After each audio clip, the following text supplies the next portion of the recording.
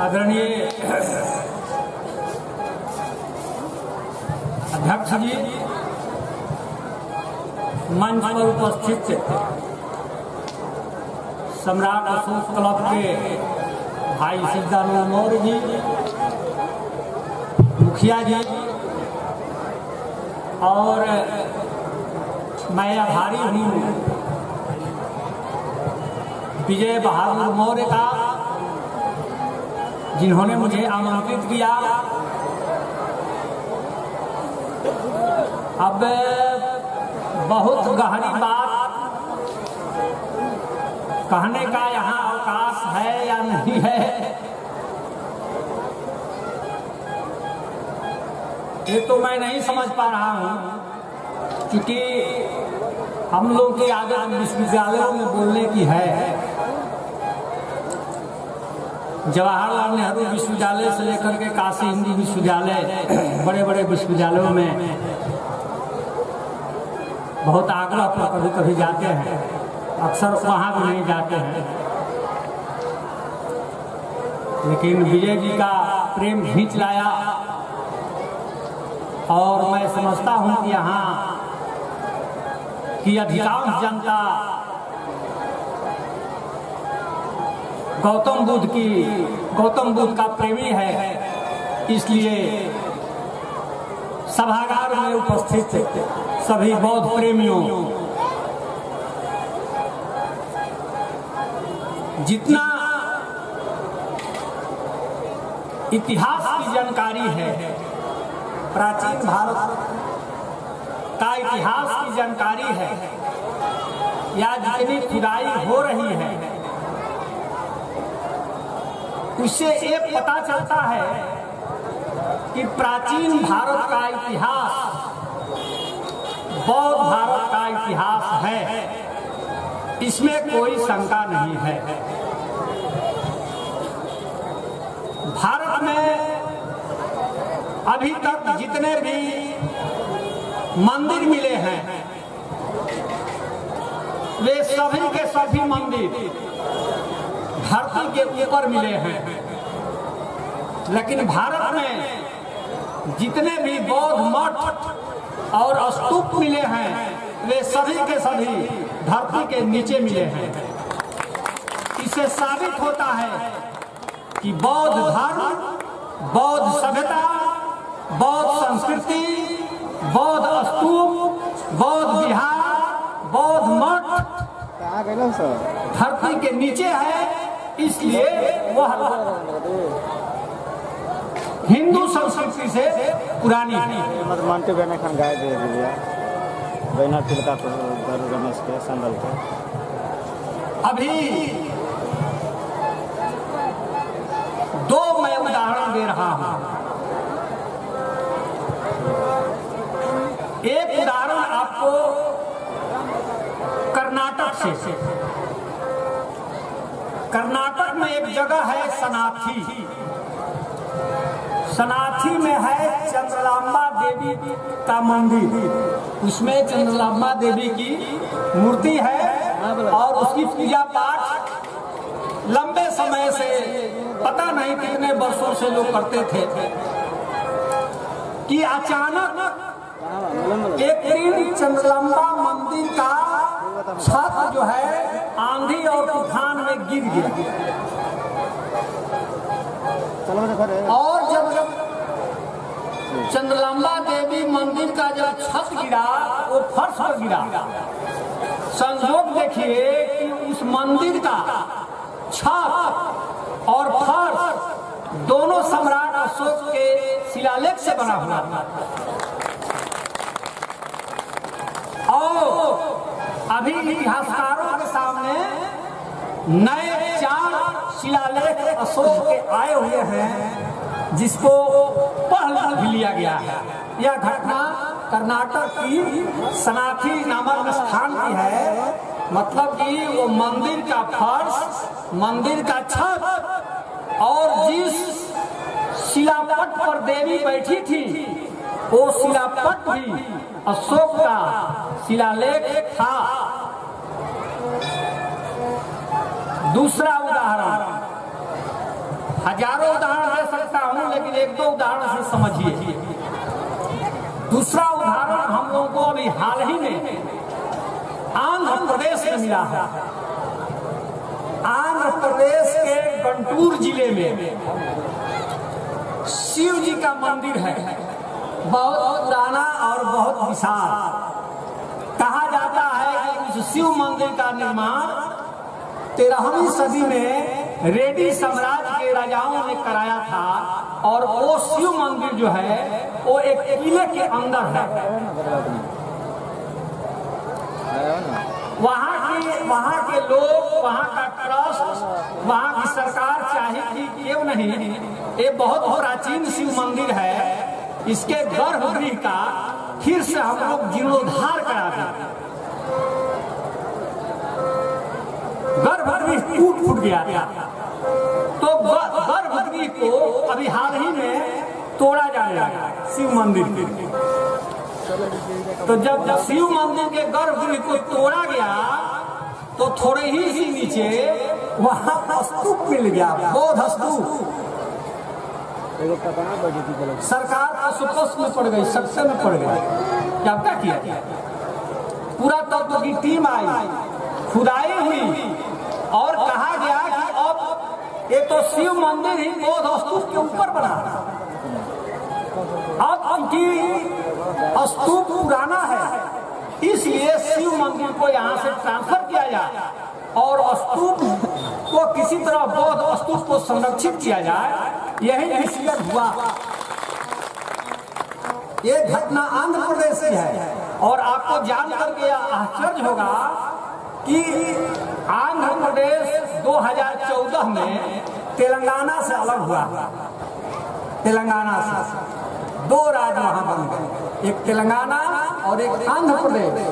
तो आंध्र प्रदेश सरकार ने जो अपना राजकीय चिन्ह बनाया है, वह सम्राट अशोक के 64 तिल्ली वाला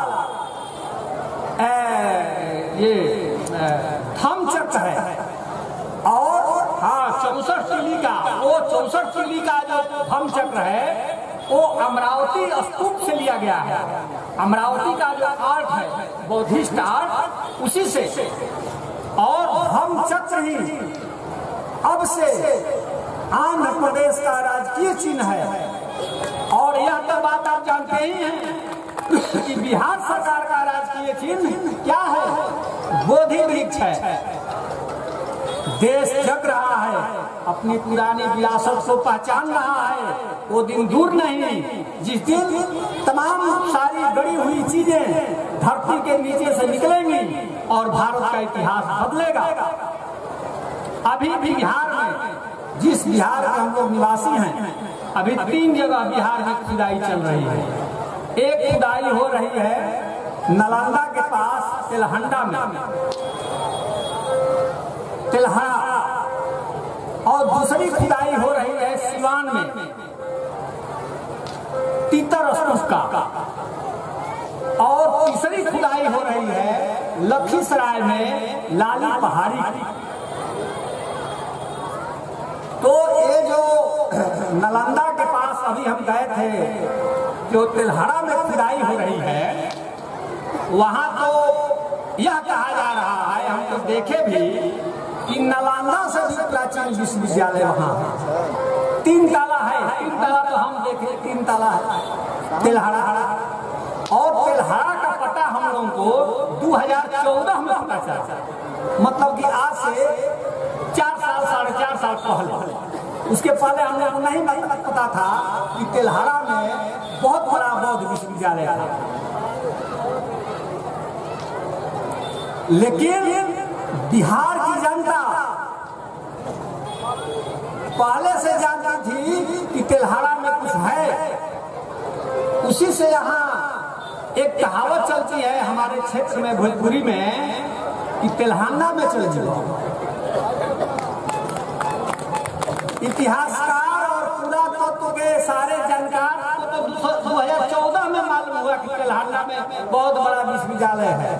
लेकिन यहाँ की जनता जानती है तेलहंडा में चल जीब, मतलब कि अगर चल जीब बौद्ध बिहार में, बौद्ध विश्वविद्यालय में, तो बर्बाद हो जीब बबुआ। तेलहंडा में चल जीब। बौद्धों के प्रति यह नफरत का नमूना है यह लोकोक्ति। यहाँ की जनता जानती थी कि तेलहंडा में कोई था। अभी जो लखीसराय में खुदाई चल रही है, अभी टीम आ गई है, बड़े पैमाने पर वहां पर बौद्ध स्तूप, बड़े बड़े बौद्ध विहार पूरे लखीसराय में फैला हुआ है। अभी फिर खुदाई दोबारा चल रही है वहां पर। वहां बहुत सारी गौतम बुद्ध की मूर्तियां मिली हैं और उसमें जो जांच हुआ है उसे पता चलता है कि सारे बौद्ध विहार को आग में जलाया गया है। बड़े पैमाने पर राख के अवशेष मिल रहे हैं लखीसराय के लाली पहाड़ी। मैं जानता हूं कि मेरे भाषण को रिकॉर्ड किया जा रहा है, लेकिन चूंकि मैं भी रिकॉर्डेड चीज बोल रहा हूँ इसलिए उसकी चिंता नहीं है। 1953 में जब पाटलिपुत्र की खुदाई हुई थी, 1953 में जब पाटलिपुत्र की खुदाई हुई थी, तो पाटलिपुत्र की खुदाई में भी जो मौर्यों का राजप्रसाद था, सम्राट अशोक का जो शाही महल था, वो जलाया गया। सम्राट अशोक का पटने का जो शाही महल है वह आग में जलाया गया है, उसके प्रमाण हैं। इसीलिए मैं कहता हूँ कि लंका जिसको रामचरितमानस में तुलसीदास ने लंका बताया है, वो लंका वो नहीं है, वो लंका पाटलिपुत्र ही है। क्योंकि इतिहास चंद्रगुप्त मौर्य के समय में मेगास्थनीज आया था, जिसने अपनी किताब लिखी है इंडिका। उसमें उसने लिखा है कि मौर्यों का शाही महल के स्तंभों पर, खंभों पर सोना मढ़ा हुआ, चांदी के पक्षी खंभों पर बिठाया गया है। मतलब कि मौर्यों का जो शाही महल था पटना में, वह सोने और चांदी का था। और आपके रामचरितमानस और रामायण का लंका भी तो सोने और चांदी का ही था। जिस लंका में अशोक वाटिका की चर्चा होती है कि अशोक वाटिका में सीता जी को रखा गया था, वो अशोक वाटिका वहां लंका में क्या करेगा? वो अशोक वाटिका जिसका नाम था अशोकाराम, वो अशोकाराम यही पाटलिपुत्र में ही था, जिसमें बौद्धों का दूसरी संगीति हुई थी, सम्राट अशोक ने कराया था। उसी अशोकाराम में इसका रिटर्न है, अशोकाराम ही अशोक वाटिका है। इसलिए मैं कहता हूँ कि जो लंका है वो यहाँ नहीं, यही है। और लंका को जलाए जाने का प्रमाण मैं नहीं कहता हूँ, अंग्रेजों ने उसकी खुदाई में देखा कि इस लंका को जलाया गया। आप राहुल सांकृत्यायन का नाम सुने होंगे। राहुल सांकृत्यायन की किताब है बोलगा से गंगा तक। मैं कुछ भी बात अपनी तरफ से नहीं कह रहा हूँ, मैं सब रिफरेंस दे रहा हूँ। कौन किसने कहा? मैं केवल संदेश वाहक हूँ, मैं केवल इतिहासकारों के, विद्वानों के संदेश को मैं आप तक पहुँचा रहा हूँ। मैं इसका ओरिजिनल वक्ता नहीं हूँ। इसलिए जो भी दोष होगा उन सारे इतिहासकारों को होगा, उन सारे विद्वानों को होगा, उन सारे स्कॉलरों का होगा जिन्होंने ये बात कही है। मैं अबद्ध हूँ, मैं उनके संदेश को मैं आप तक पहुँचा रहा हूँ। बोलगा से गंगा तक में राहुल सांकृत्यायन ने लिखा है, क्या लिखा है कि पुष्पमित्र सुंगही राम, पढ़ लीजिए। पुष्पमित्र सुंगही राम है और सम्राट ये मौर्य वंश के जो 10 राजे थे वही दशानन है। इसीलिए मैं कहता हूं कि कोई भी कवि किसी पर अटैक करता है अपने लिटरेचर के माध्यम से, तो नाम स्थान बदलता है, उसे दूरी बनाता है। लेखक खुद भी उसमें शामिल रहता है। लेकिन इतनी दूरी, बहुत बड़ा फनकार होता है, कलाकार होता है, वो दूरी बनाकर चलता है, आपको पता नहीं चलेगा वो कहाँ छिपा हुआ है, लेकिन उसी में रहता है। आप रामचरितमानस नहीं, वाल्मीकि का रामायण पढ़िए। वाल्मीकि के रामायण में लिखा हुआ है कि हनुमान जी जब लंका जाते हैं तो क्या जलाते हैं, पता है आप लोगों को? लिखा हुआ है कि हनुमान जी जब लंका गए, वाल्मीकि रामायण की यह बात है, तो वहां वो चैत्य जलाए हैं, चैत्य। और चैत्य शब्द का एक बार नहीं कई बार उल्लेख है वाल्मीकि रामायण में। और चैत्यों का नगर था लंका, और चैत्यों का नगर यही पाटलिपुत्र था, जिसकी तस्वीर आप इंटरनेट पर अब केवल मौजूद है और खासतौर से मेरे फेसबुक पर है। वो मौर्यों के शाही महल का, जिसको इन लोगों ने बर्बाद कर दिया। आज केवल 40-41 खंभे भर बचे हुए हैं, नहीं तो उसका फोटोग्राफ मेरे मोबाइल में है, आप देख सकते हैं कि कितना आलीशान था मौर्यों का शाही महल। इतिहास में बहुत कुछ बदलता है और मैं अब ज्यादा नहीं बोलना चाहता हूँ। थोड़ी सी बात मैं ज्योतिराव फुले पर, टॉपिक है राष्ट्र और देश, राष्ट्र निर्माण में। पहले तो हमारे देश में राष्ट्र और देश में अंतर ही किसी को मालूम नहीं है। अभी दिल्ली विश्वविद्यालय में बोल कर आए हैं कि पहले आप लोग देश और राष्ट्र को समझिए। राष्ट्र को अंग्रेजी में नेशन कहा जाता है और देश को अंग्रेजी में कंट्री कहा जाता है। दोनों में जमीन और आसमान का फर्क है, और जब तक इस जमीन आसमान के फर्क को नहीं समझिएगा तो क्या राष्ट्र चिल्ला रहे हैं, जब राष्ट्र जानते ही नहीं कि राष्ट्र क्या है। तो राष्ट्र आपकी किताब में नहीं, मेरे जुबान से सुनिए कि राष्ट्र क्या है। राष्ट्र देश को आप देख सकते हैं, देश भूगोल है, धरती है, हरियाली है, गांव है, गिराव है, बाउंड्री है। यहाँ से नहीं देश दिखाई पड़ रहा है तो आसमान में उड़ जाइए जहाज से, वहां से देख लीजिए कि भारत कैसा है, मॉरिशस कैसा है, दिखाई पड़ेगा। लेकिन राष्ट्र नहीं दिखाई पड़ेगा। राष्ट्र हम लोगों के मन के भीतर बसता है। राष्ट्र आदमी आदमी के बीच की मूलभूत एकता है, भीतरी प्रेम है, एहसास है, उसको छुआ और देखा नहीं जा सकता है। राष्ट्र को, देश को देखा और छुआ जा सकता है। राष्ट्र ये देश है, लेकिन राष्ट्र को नहीं छू सकते हैं। अब यहाँ हमारे यहाँ जो कल्पना है कि राष्ट्र बनता है जाति से, धर्म से, संस्कृति से, भाषा से, नकली बात है, झूठी बात है। राष्ट्र कभी भी जाति, धर्म, संस्कृति, भाषा किसी से नहीं बन सकती है।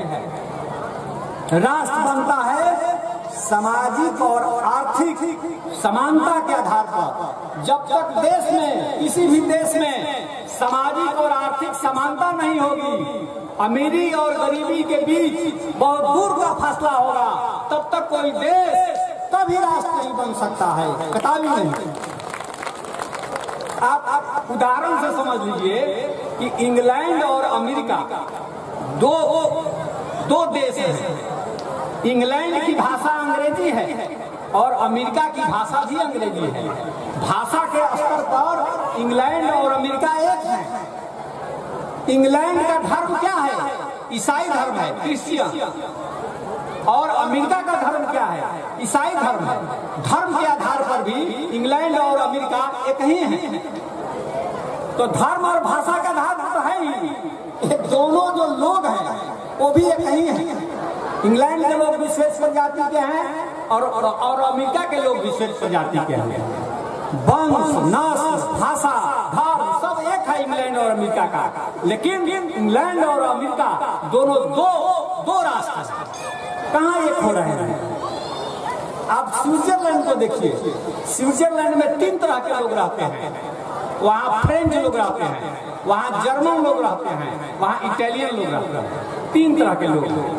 इटालियन लोग हैं, वो इटालियन भाषा बोलते हैं। वहाँ जर्मन के लोग हैं, वो जर्मनी भाषा बोलते हैं स्विट्जरलैंड में। और जो फ्रांस के लोग हैं वो फ्रेंच भाषा बोलते हैं। 3 भाषा है वहाँ की, तीनों भाषा वहाँ राजभाषा है स्विट्जरलैंड में, फ्रेंच, इटालियन और जर्मन। बावजूद इसके स्विट्जरलैंड एक राष्ट्र है, बलूची संस्कृति एक है, पूरा कल्चर और सिविलाइजेशन, धर्म, भाषा सब एक है। लेकिन बलूची लोग 3 देश में रहते हैं, ईरान में रहते हैं, पाकिस्तान में रहते हैं, अफगानिस्तान में रहते हैं। इसलिए मैं कहता हूं कि जाति, धर्म, भाषा, संस्कृति ये इससे राष्ट्र का निर्माण नहीं होता, नहीं तो हो जाता। आपको उदाहरण देकर समझा दिए। राष्ट्र के निर्माण के लिए जरूरी है कि आदमी और आदमी के बीच जाति भेद खत्म हो, छुआछूत खत्म हो, आदमी के बीच समानता स्थापित हो, तभी कोई देश राष्ट्र बन सकता है, और नहीं तो वो देश ही रहेगा, राष्ट्र नहीं बनेगा। और वो देश कैसे बनेगा? हिंसक औजारों से। सत्ता के लोग, सरकार हिंसक औजारों से उसको देश के बाउंड्री में बांधे रखेगी। सत्ता के हिंसक औजार क्या है? कर्फ्यू है, फौज है, पुलिस है। इसके माध्यम से नहीं, आपको इसी तरह से रहना है, ये जबरदस्ती देश बनाना होगा, राष्ट्र नहीं बनेगा। तो ज्योतिराव फुले जो थे वो राष्ट्र का निर्माण कर रहे थे, वो राष्ट्र का निर्माण कर रहे थे कि छुआछूत हटाओ। बाकी उसी समय के समाज सुधारकों ने क्या संघ बनाया था आपको याद है? दयानंद सरस्वती ने बनाया था आर्य समाज, और वो बंगाल वाले राजा राम मोहन ने बनाया था ब्रह्म समाज, एक ने बनाया था वेद समाज, चौथे ने बनाया था प्रार्थना समाज। ये आर्य, वेद, ब्रह्म, प्रार्थना, ये क्या है? आप कौन सा देश बना रहे हैं? कौन सा राष्ट्र का निर्माण कर रहे हैं? क्या भारत में केवल आर्य लोग हैं? क्या भारत में केवल ब्रह्म पूजक लोग हैं? क्या भारत में केवल वेद पूजक लोग हैं? क्या वेद समाज बना रहे हैं, आर्य समाज बना रहे हैं, ब्रह्म समाज बना रहे हैं? ज्योतिबा फुले ने इसीलिए सत्य शोधक समाज बनाया था, और सत्य शोधक समाज, और इसीलिए जगदेव प्रसाद ने शोषित समाज बनाया था, इसीलिए रामस्वरूप वर्मा ने अर्जक समाज बनाया था, कांसीराम ने बहुजन समाज बनाया था। ये समाज का निर्माण है, ये राष्ट्र निर्माण है। हमारे यहाँ सब उल्टी पद्धति है। खैर, आप लोगों ने सुना, बहुत बहुत धन्यवाद।